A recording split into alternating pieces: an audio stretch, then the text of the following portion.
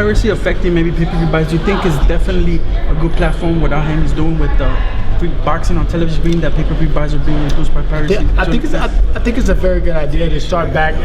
He's back in history. It was ABC, and all those guys, ABC and all those guys. So I think it's a good idea to be able to do that, and to bring boxing to the fans, so people could actually get a chance to meet them and see them. I mean, like you see Keith Thurman and Sean Porter, both very likable young men, and I think great ambassadors to the sport of boxing when it comes to speaking to everybody around.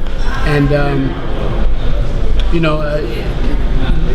who could say they should be one of the top guys that are, considered that can run the boxing world, are pretty much people see and say, oh man, I like this guy, I like that guy.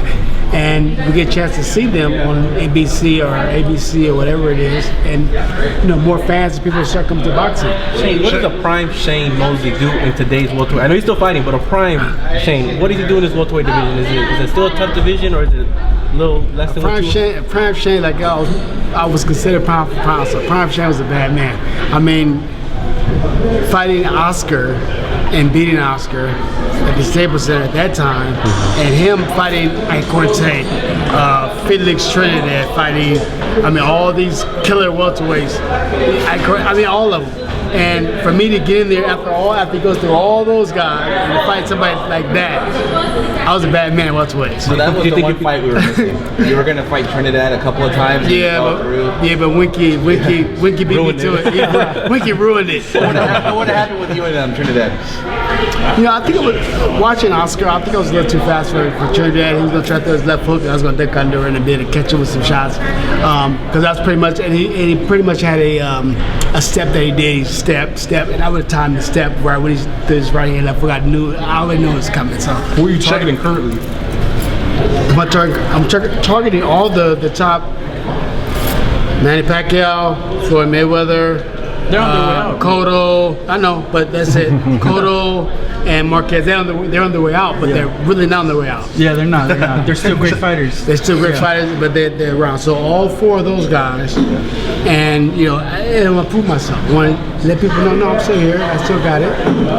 Maybe not like I did when I was back in the day when I was welterweight, but I still have it. I'm still in the ring with all the top guys. I'm still able to work really good.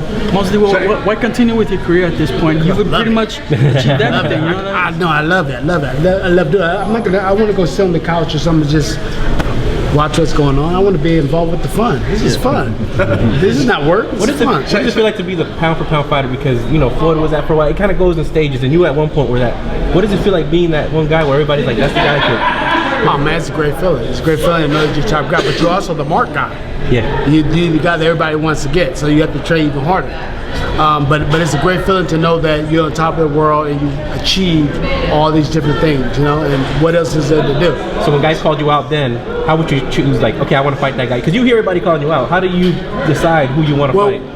At the time, because I know that I was always the guy on the bottom coming up and wanted to be the guy that was the top guy. So when they called me out, I wanted to give them the opportunity to fight me, because I remember when I was down there and I wanted to fight, and oh no, I'm gonna fight this guy, I'm gonna fight that guy or this guy, or take it easy. They're gonna do easy fights here and there, and I didn't really like that too much. So I'm like, oh, you think you can beat me? I'm the best guy. You think you can beat me? Let's fight. Let's fight. I fought everybody. I didn't care. Oh, 54? All right, let's go. I'm not 54 pounds. I'm still not 54 pounds. Did you still like that? Is it still like that today? Huh? Is it still like that today? Guys want to fight the best, or do you think it's kind of gone a different direction? They want more money. They want to be in position to get more money or get more limelight, fame, all that stuff, whatever.